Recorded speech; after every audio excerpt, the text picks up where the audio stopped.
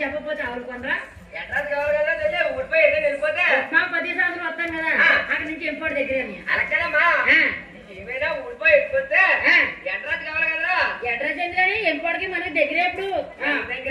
తిరిగి తిరిగి తిరిగి అన్ని దగ్గర అయిపోతున్నాయి ఒకే ఊరు రావు కదమ్మా అయితే నీ ఊరేటో నీ పేరేటో నీ వద్దు వేడు ఒకసారి చెప్తే అందరూ అడగతారమ్మా చెప్పేద్దామా